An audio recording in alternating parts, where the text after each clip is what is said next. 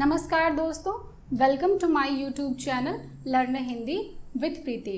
दोस्तों, जैसा कि आप देख रहे हैं कि आज हम विभत्स रस के विषय में पढ़ेंगे। तो विभत्स रस का स्थायी भाव घृणा होता है। घृणा जिसे हम जुगुप्सा भी कहते हैं। तो चलिए सबसे पहले देखते हैं विभत्स रस की परिभाषा। जब किसी घृणित व्यक्ति, वस्तु अथवा दृश्य को देखकर, सुनकर या उसके संबंध में विचार करने से उत्पन्न होने वाली घृणा का भाव जब विभाव, अनुभाव और संचारी भावों से पुष्ट होकर रस रूप में परिणत होता है, तब विभत्स रस की निष्पत्ति होती है।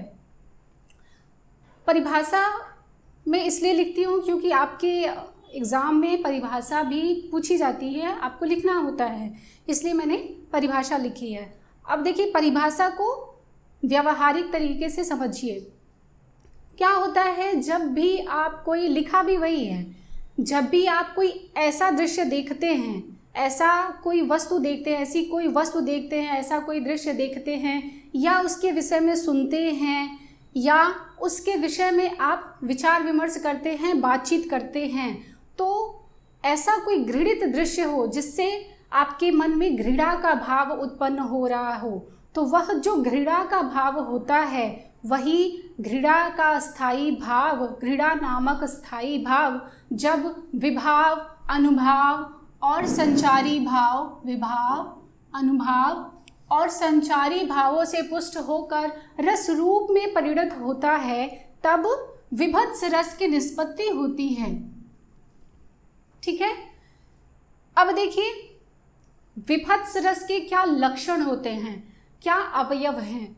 तो सबसे पहले क्या होता है, स्थायी भाव। अभी मैंने आपको बताया कि विभत्स रस का स्थायी भाव होता है घृणा, या जिसे हम जुगुप्सा भी कहते हैं।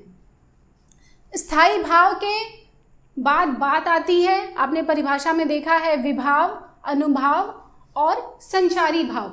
ठीक है। तो स्थायी भाव के बाद आप देख रहे हैं ये जो आश्रय, विषयालंबन और ये जो उद्दीपन है, यह विभाव के भेद है, यह विभाव के अंतर्गत आते हैं। विभाव किसे कहते हैं? विभाव कहते हैं भावों के कारण को, जिनके कारण भाव जगते हैं वह विभाव होते हैं। उसमें भी विभाव के दो भेद होते हैं, आलंबन और उद्दीपन। आप यह देख रहे हैं, यह उद्दीपन और यह जो दोनों पार्ट है आश्रयालंबन और विषयालंबन। तो आलंबन के दो भेद होते हैं, आश्रयालंबन और विषयालंबन। तो सबसे पहले देखिए, आश्रयालंबन किसे कहते हैं? जिस व्यक्ति के मन में वह भाव जग रहा हो, जिस व्यक्ति के मन में घृणा का भाव जग रहा हो, उसे कहते हैं आश्रयालंबन। तो यहाँ पर आश्रयालंबन कौन कौन हो सकता है?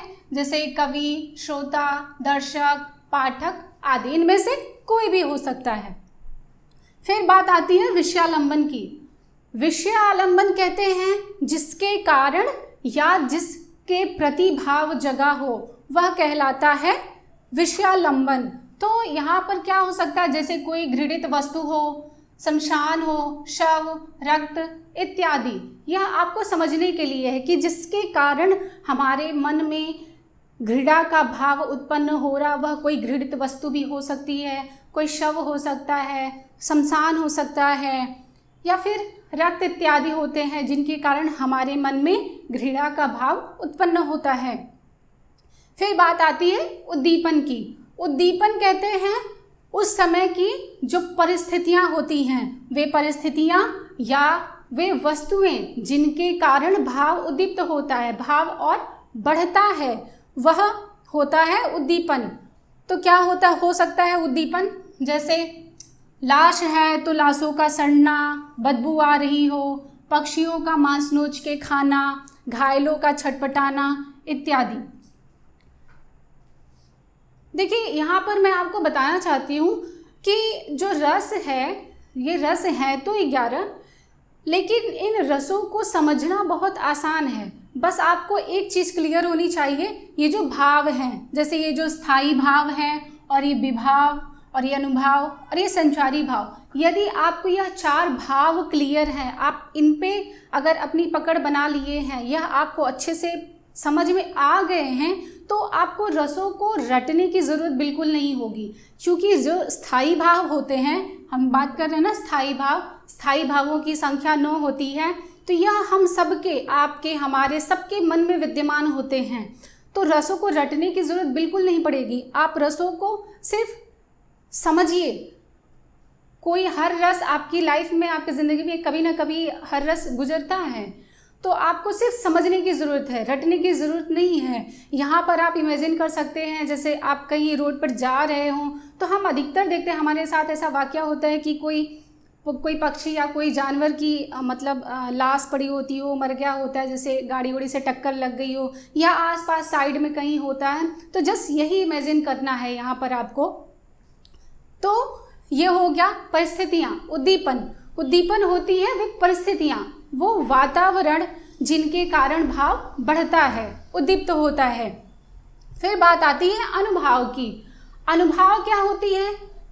आश्रय की प्रतिक्रियाएं। आश्रय मतलब ये जो आश्रय है, जिसके मन में, जिस व्यक्ति के मन में घृणा का भाव जगा है, उसकी क्या क्रिया प्रतिक्रिया होगी, उसके क्या चेष्टाएं होंगी। अब यहाँ पर आप लिखे हैं, देखिए, मुंह फेरना, आंख नाक को बंद करना इत्यादि, थूकना, वमन का मतलब होता है उल्टी करना। आप सोच करके देखिए कि आप जा रहे हैं, मान लीजिए किसी कुत्ते की सड़क पर मतलब टक्कर लग जाने से मतलब वो मर गया है, तो क्या होता है, कुत्ता मर गया है, बहुत सारी सड़न हो रही है, उसमें से बदबू निकल रही है, तो जैसे ही आप उसे देखते हैं, आपको बदबू से ही महसूस हो जाता है, आप अपना नाक बंद कर लेते हैं, थूकने लगते हैं, किसी को तो उल्टियाँ तक हो जाती हैं। तो यह आश्रय की चेष्टाएं, आश्रयालंबन की जो चेष्टा, जो क्रिया प्रतिक्रिया होती है, वह कहलाता है अनुभाव। फिर बात आती है संचारी भाव की। तो संचारी भाव संख्या में 33 होते हैं, और यह क्या करते हैं, बेसिकली स्थायी भावों को पुष्ट करते हैं। यह क्षण भर के लिए आते हैं और कौन सा भाव जगा है यह उसकी पुष्टि करते हैं और पुनः चले जाते हैं। तो इनकी संख्या 33 होती है।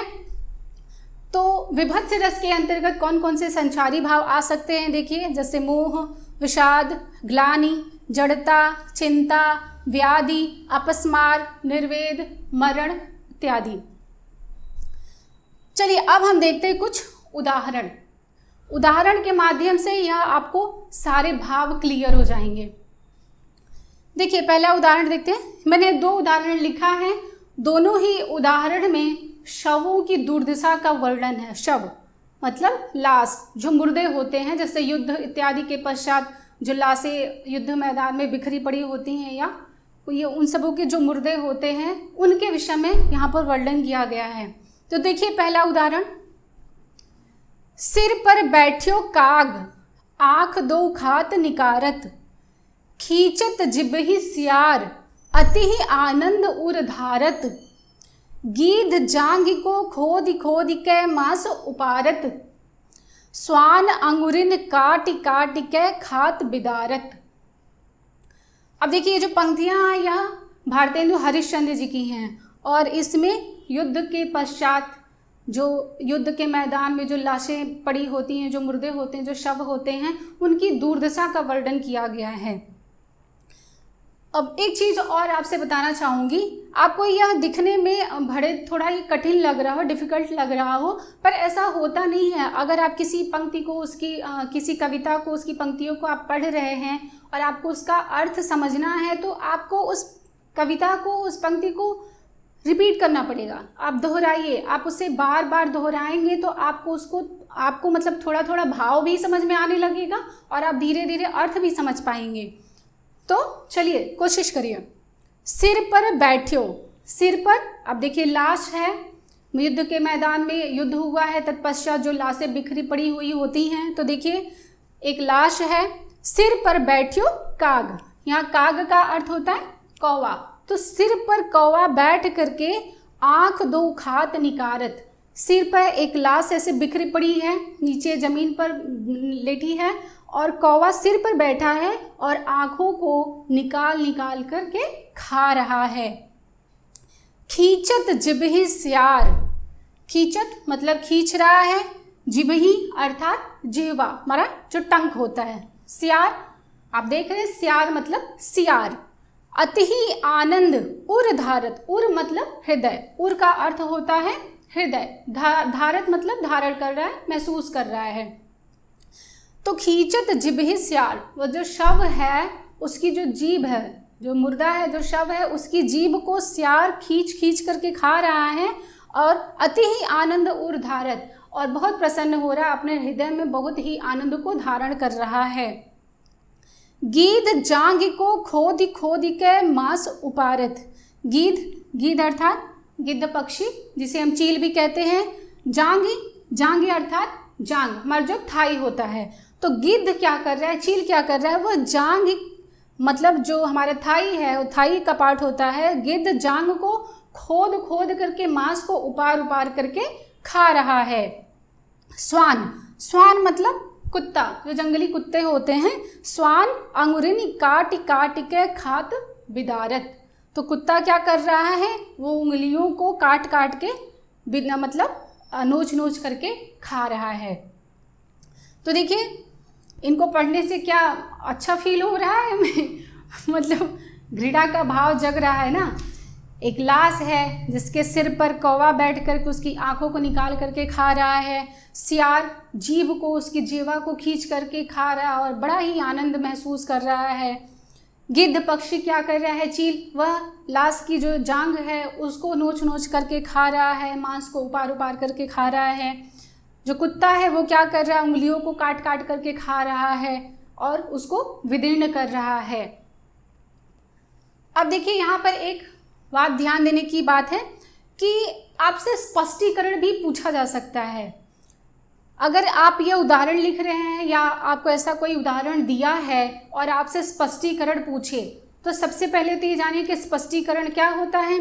स्पष्टीकरण में आपको ये जो लक्षण हैं, जो अवयव हैं, इन्हीं के बारे में डिटेल में देना होता है कि स्थायी भाव क्या है। अब यदि यह उदाहरण है तो उसमें आश्रयालंबन कौन है, विषयालंबन क्या होगा, क्या उद्दीपन है, क्या अनुभाव है, क्या संचारी भाव है, इत्यादि। तो जैसे अगर आप यह उदाहरण का, इस उदाहरण को यदि आपका इसका स्पष्टीकरण देना हो तो सबसे पहले आप लिखेंगे, क्योंकि इसमें सबसे पहले रस बताना होगा कि कौन सा रस है, तो आप लिखेंगे कि इस उदाहरण में विभत्स रस है। विभत्स रस का स्थायी भाव होता है घृणा या जुगुप्सा। फिर आप लिखेंगे आश्रयालंबन, तो यहाँ पर आश्रयालंबन क्या है, किसके मन में घृणा का भाव जग रहा है, वह कवि भी हो सकता है, और या वहाँ पर जो राजाओं के बीच में लड़ाई हुई तो राजा जो वहाँ पे शेष बच गए हैं वह राजा भी हो सकते हैं, तो कवि या राजा। फिर बात आती है विषयालंबन, जिसके कारण भाव जगा हो, तो किसके कारण घृणा का भाव जग रहा है, वो जो लाशें पड़ी हैं, जो मुर्दा है, जो शव है, जो मांस है, तो वो जो शव है, जो मुर्दा है, उसके कारण घृणा का भाव जग रहा है, तो विषयालंबन में हो जाएगा, मतलब वह शव। फिर बात आती है उद्दीपन की। अब उद्दीपन पर यहाँ पर देखिए कि वे परिस्थितियाँ या वस्तुएं जिनके कारण भाव उद्दीप्त होता है या जिनके कारण भाव बढ़ता है। तो यहाँ पर आप देखिए ये जो कौवा है, सियार है, जो गिद्ध है, जो स्वान है, इनका जो मांस खाना है, जो मांस को, शव के मांस को नोच नोच करके जो खा रहे हैं, यह आप लिखेंगे उद्दीपन के अंतर्गत। फिर अनुभाव, अनुभाव तो आप देख ही रहे हैं कि मतलब थूकना, वमन करना या मुंह फेर लेना, आंखें नाक बंद कर लिया जाता है, यह आपके अनुभाव के अंतर्गत हो जाएंगे। संचारी भाव ये होगा विषाद, जड़ता, चिंता, व्याधि, अपस्मार, निर्वेद इत्यादि। ठीक है, चलिए देखते हैं दूसरा उदाहरण। इसमें भी लाशों की दुर्दशा का ही वर्णन किया गया है। देखिए क्या है, आंखें निकाल उड़ जाते, क्षण भर उड़कर आ जाते, शव जीभ खींचकर कौवे चुभला चुभला कर खाते, भोजन में स्वान लगे मुर्दे थे भू पर लेटे, खा मांस चाट लेते थे चटनी सम बहते नेटे। देखिए यहाँ पर भी शव होते हैं, जो मुर्दे होते हैं, उनकी दुर्दशा का वर्णन किया गया है। क्या बोल रहे हैं, आंखें निकाल उड़ जाते। देखिए कौवे हैं, यहाँ पर कौवा लिखा ही आया है। जो कौवे हैं वो क्या कर रहे हैं कि आँखों को नोचते हैं, निकालते हैं और उड़ जाते हैं। तो क्षण भर उड़कर आ जाते, मतलब कुछ मांस जो आँखों को निकाल कर ले गए खाए और पुनः क्षण भर में वापस आ जाते हैं। शव जीभ खींचकर कौवे चुभला चुभला कर खाते। जो शव है, जो शव का जो जीभ है, तो उसको कौवे का क्या कर रहे हैं, जीभ को निकालते हैं, शव की जो जीभ है उसको निकालते हैं और चुभला चुभला कर खा रहे हैं, बड़े मज़े से खा रहे हैं। भोजन में स्वान लगे, स्वान मीन्स कुत्ता, तो भोजन में स्वान लगे अर्थात कुत्ते भी मांस को नोच करके खा रहे हैं। मुर्दे थे भू पर लेटे, जो शव है वह पृथ्वी पर, भू अर्थात पृथ्वी, जमीन, तो मुर्दे जो शव हैं वो तो अभी से जमीन पर ही लेटे होंगे। तो भोजन, कुत्ते भी भोजन कर रहे हैं, मांस को नोच नोच कर खा रहे हैं, और मुर्दे जो थे वह भू पर, जमीन पर लेटे हुए थे। खा मांस चाट लेते थे, चटनी संबहते नेटे। अब देखिए, जिस प्रकार व्यक्ति भोजन करते समय बीच बीच में चटनी खा लेता है, तो क्या कह रहे हैं कि खा मांस, मांस को खाने के पश्चात चाट लेते थे, चटनी के समान, वो जो शव का जो रक्त इत्यादि बह रहा होता है उसे चटनी के समान चाट लेते थे। तो देखिए, यह आपके दोनों उदाहरण, जैसे घृणा का भाव है महसूस कर रहे हैं, तो जो घृणा का भाव होता है वह जब विभाव, अनुभाव इत्यादि के साथ मिलकर रस रूप में परिणत होता है, तब विभत्स रस की निष्पत्ति होती है। तो यह हो गए आपके दोनों उदाहरण, और यह हो गया आपका विभत्स रस। तो नेक्स्ट वीडियो में हम फिर मिलेंगे किसी और रस के साथ। तब तक आप वीडियो को देखते रहिए, मेरे वीडियो को लाइक कीजिए, शेयर कीजिए और मेरे चैनल को सब्सक्राइब कीजिए। Bye bye.